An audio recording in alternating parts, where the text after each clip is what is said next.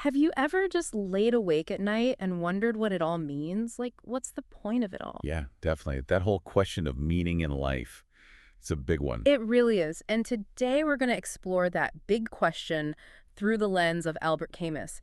He's this philosopher who looked at this stuff really seriously. Right, and a big part of what Camus found was this thing he called the absurd. Basically, it's this clash between us humans who, we really want meaning in our We lives. crave it. Yeah, you totally do. But then the universe itself just seems so indifferent, like it doesn't offer any meaning at all. It can feel like a huge disconnect. Totally.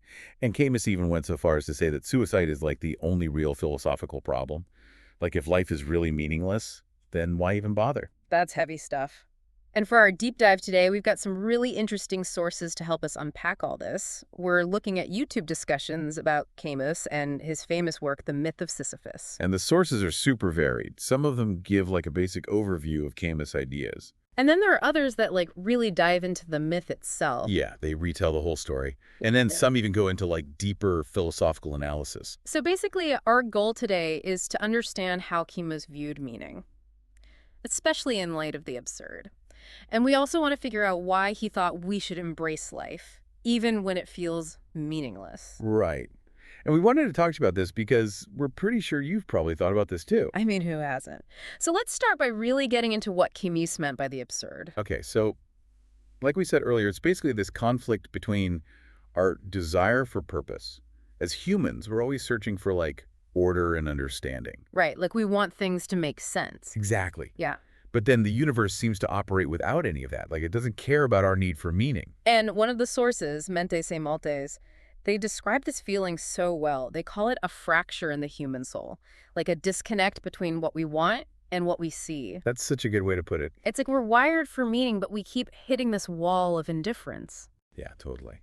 And Camus also noticed that humans are like unique in this. We're the only creatures who aren't content with just existing. Right. We always want more. We're always looking for that purpose, even though the world doesn't really give us any guarantees. And it's funny because that feeling shows up in everyday life. Like Mentes y Maltes uses this great metaphor. They talk about pushing a stone up a mountain only to watch it roll back down. Oh, yeah. It's like that feeling of frustration when you put in so much effort, but you don't see any real lasting progress. Absolutely. Like you're stuck on a treadmill going nowhere. And it can be so disillusioning, right? Like with relationships, with all these expectations we have that never seem to pan out. Right. And the source, Philosophia Explica, makes this really interesting point. They say that the whole question of why we don't just end it all is central to Camus's philosophy. It all ties back to this deep human need for meaning, even when it seems like there isn't any. So basically, we have this absurd conflict, this tension between our desire for meaning and the universe's silence. So how do people react to this? Well, Mentes y Maltes actually outlines three main reactions.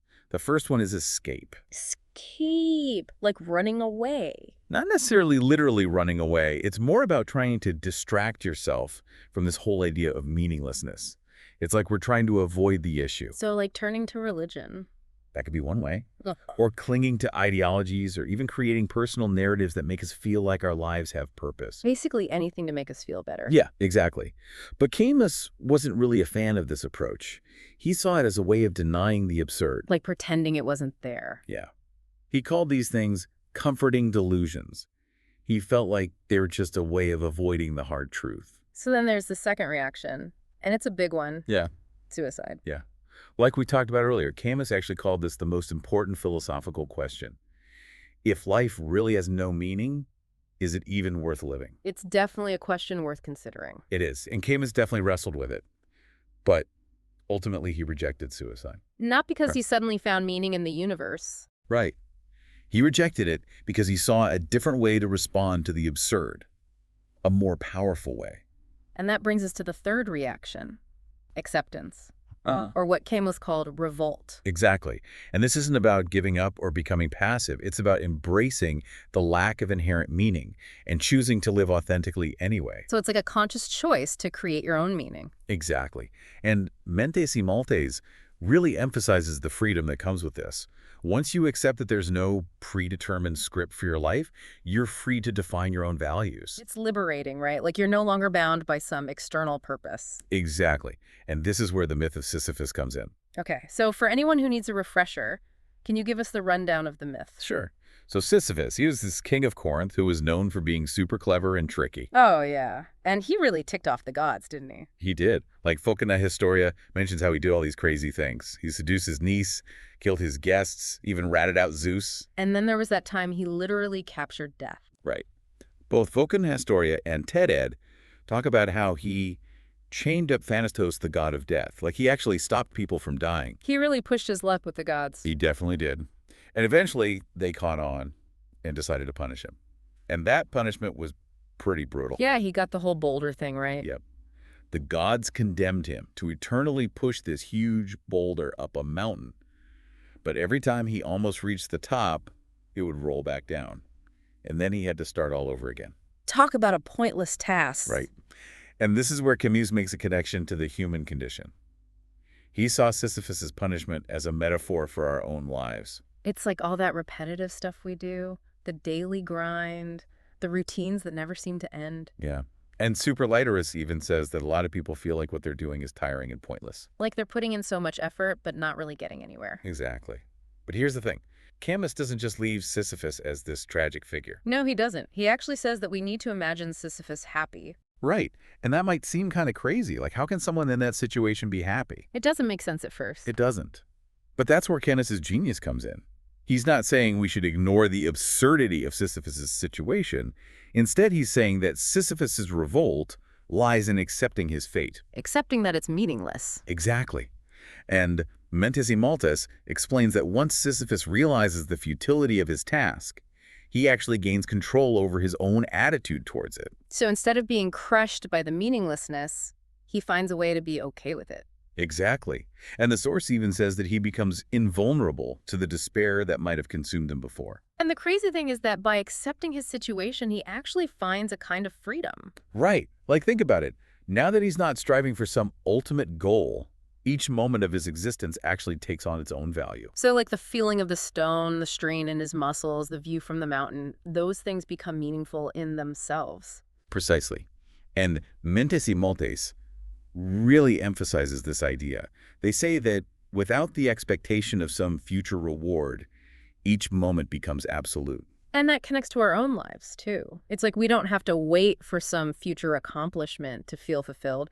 We can find meaning in the present moment. Totally. And this acceptance, it's not passive. It's not about giving up. It's about actively choosing to engage with life, even though it might seem absurd. It's like a form of rebellion against the meaninglessness. Exactly. Myth Maltus even calls it a lucid revolt.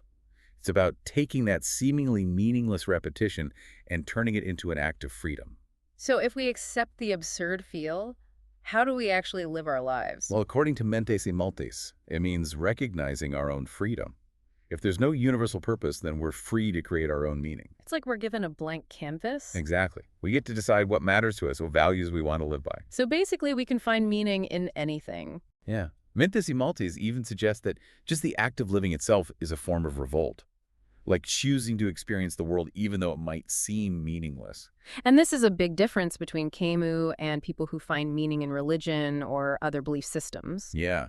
Camus is all about confronting the possibility that there's no pre-written script, and then finding your own reasons for living. It takes courage to face that kind of uncertainty. It does. But Myth Maltus reminds us that even though the struggles don't disappear, we can choose how we see them. We don't have to view them as burdens. We can see them as opportunities to exercise our freedom. Like Camus himself said, there's no fate that can't be overcome with scorn. Right. And Myth Maltus compares this to Sartre's idea of being condemned to freedom. Oh yeah, Sartre was another existentialist philosopher. He was. And both he and Camus believed that we have this radical freedom. But for Camus, it's not about creating some grand universal meaning. It's about recognizing that life itself is a challenge and choosing to meet that challenge head on. And one thing that's important to remember is that Camus isn't a gloomy guy. No, not at all. Myth Maltus actually describes his perspective as joyful and brilliant. It's like he finds this kind of happiness that comes from accepting the absurd. Yeah. He even talks about finding an invincible summer in the middle of winter. Wow, that's a beautiful image. It is. And it reminds me of what Superliterus and Philosophia Explica say about finding happiness in the journey itself, not just the destination. Like appreciating the little things along the way. Exactly. It's about being present and savoring the experience. So basically the main takeaway here is that recognizing the absurdity of life doesn't have to lead to despair. Right. It can actually be a really liberating experience. They can free us to create our own meaning and to appreciate the present moment more deeply. And Camus's idea of imagining Sisyphus happy is like a call to action. Like a challenge to find joy in our own struggles. Exactly. To embrace the absurd and find meaning in our everyday lives. So here's a question for you to think about. Are you living in denial of the absurd? Are you clinging to some external source of meaning? Or are you embracing the challenge and finding your own freedom? Think about how Camus's perspective might change how you see meaning and purpose in your own life. And if you want to explore these ideas further, we definitely recommend checking out Camus's work, especially The Myth of Sisyphus and the Stranger. And you could also delve into existentialism more broadly. There are so many fascinating thinkers who have explored these questions. So yeah, there's a lot to think about. Thanks for joining us on this deep dive. Yeah, thanks for listening. And we'll see you next time. See ya.